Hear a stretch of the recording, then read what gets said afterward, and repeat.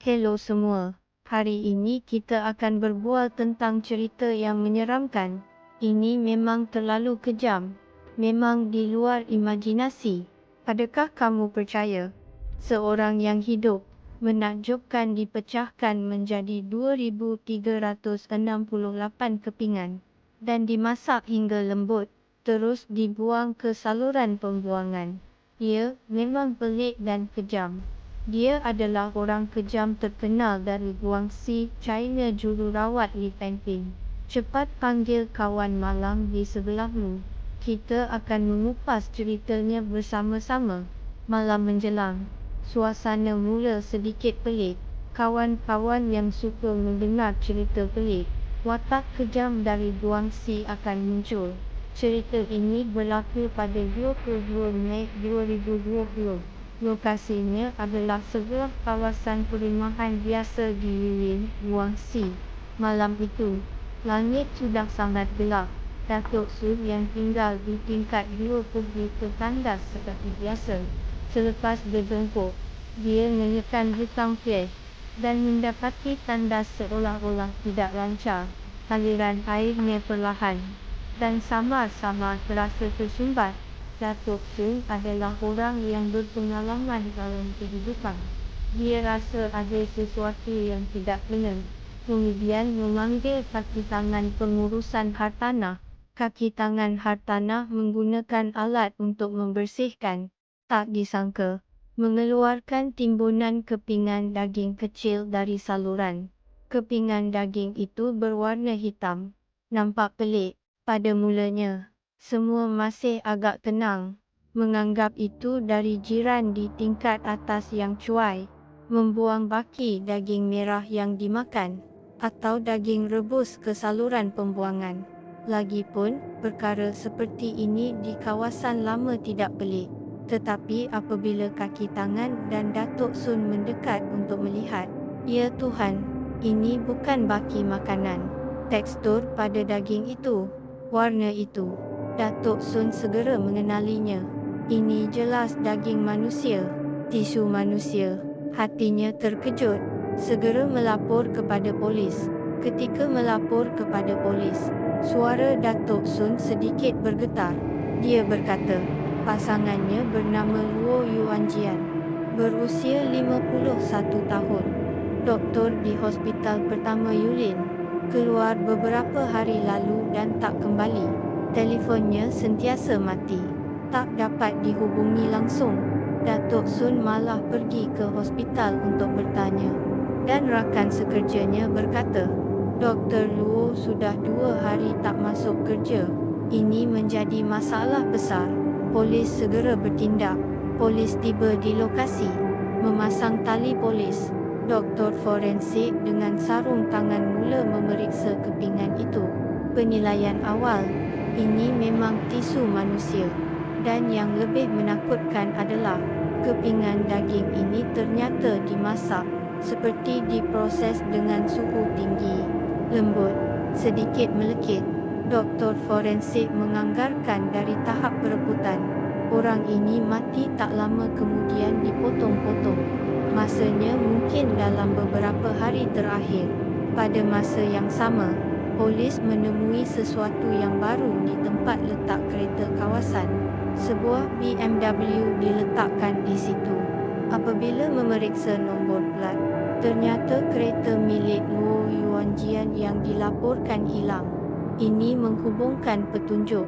Doktor forensik segera melakukan ujian DNA pada daging itu. Hasilnya tak dapat diragui lagi. Yang meninggal adalah Luo Yuanjian. Kes ini tiba-tiba meletup. Kepingan daging ditemui di rumah Datuk Sun di tingkat 2. Polis mengambil pelan saluran pembuangan dan melihat, menyusuri paip ke atas. Penghuni tingkat 3 paling disyaki. Orang ini bernama Li Fengping, 25 tahun. Jururawat di hospital pertama Yulin. Adakah kamu fikir dia akan lari atau bersembunyi? Tidak, dia ternyata masih bekerja seperti biasa di hospital. Ketika polis menemuinya, dia sedang sibuk di bilik tugas, Wajahnya tiada sebarang ekspresi panik. Kekuatan mental ini memang membuat orang terkejut.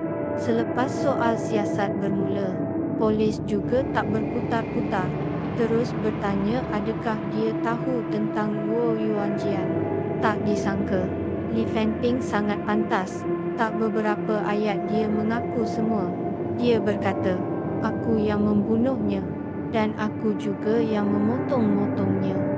Polis kemudian menggeledah rumah sewanya, menemui banyak bukti menakjubkan.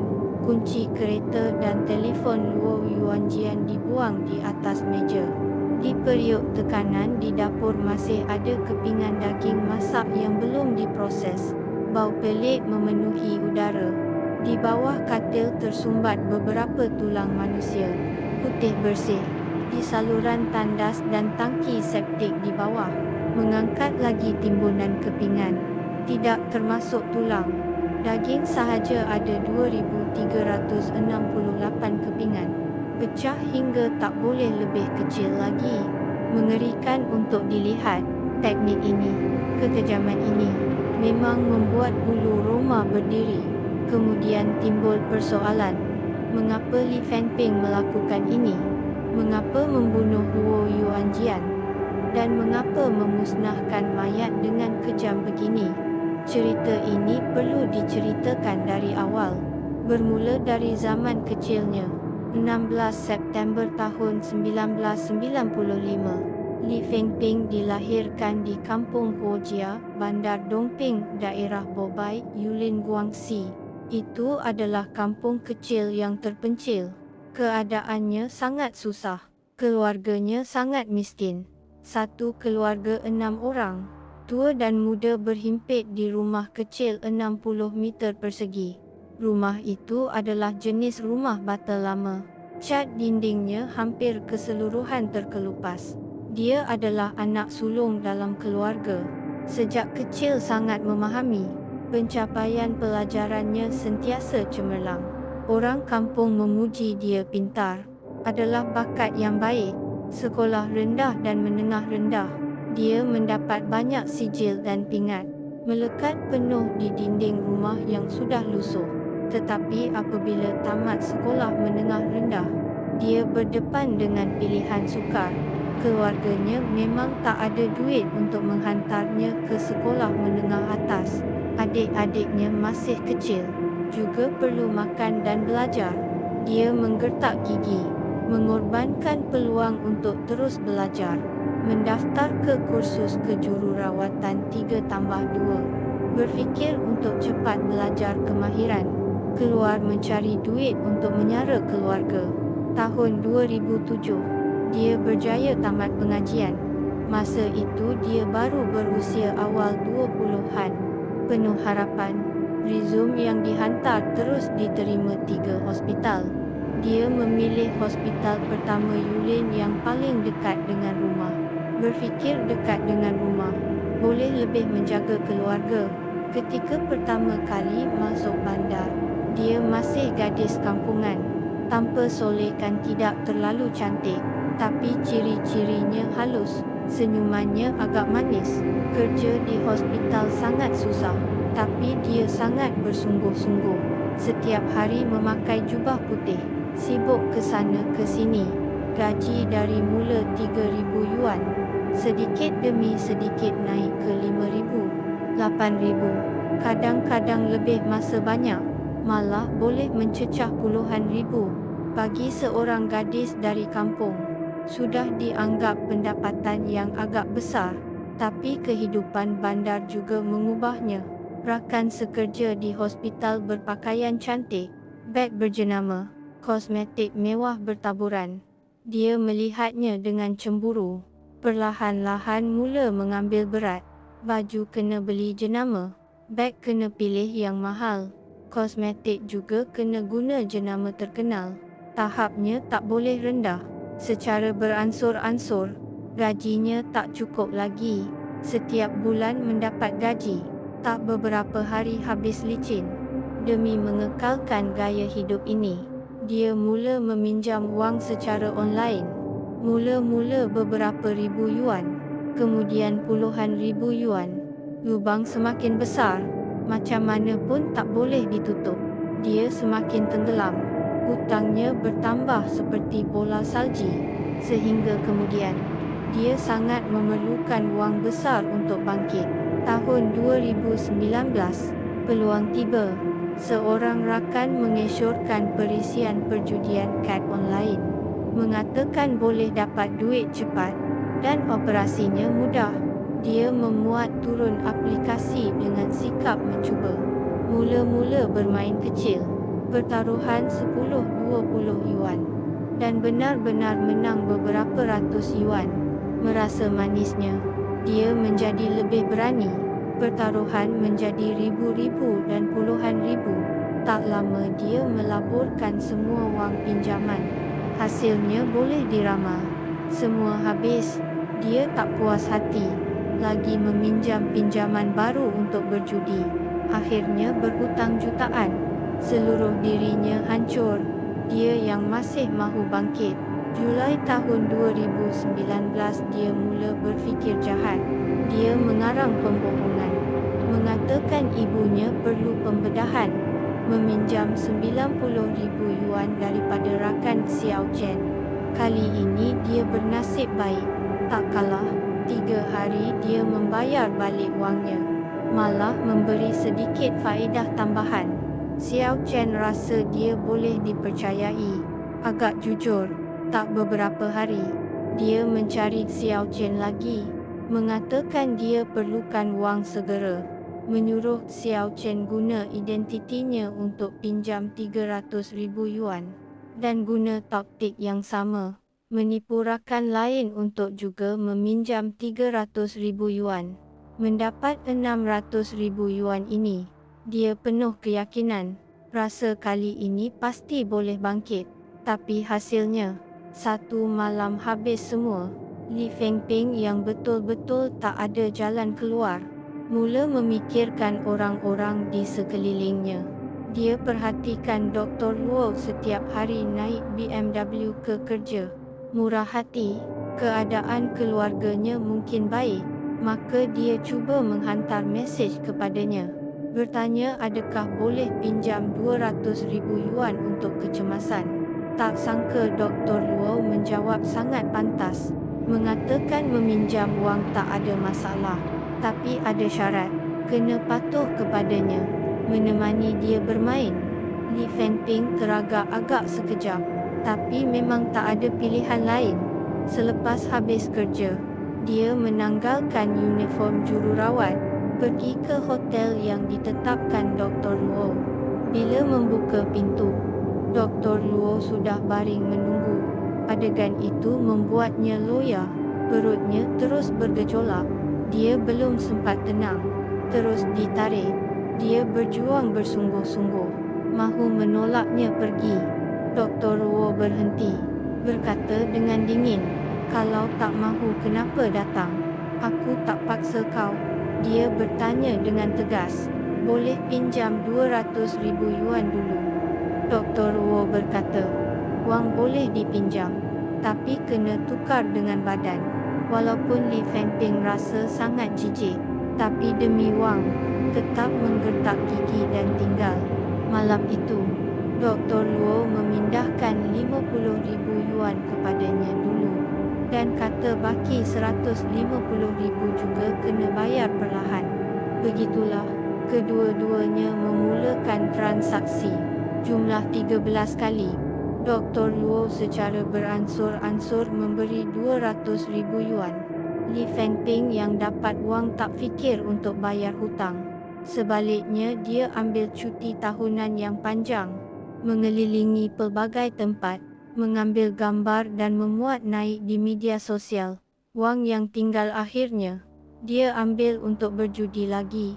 Tapi 200,000 yuan ini bukan diberi percuma, adalah pinjaman, dan ditambah faedah 100,000 yuan.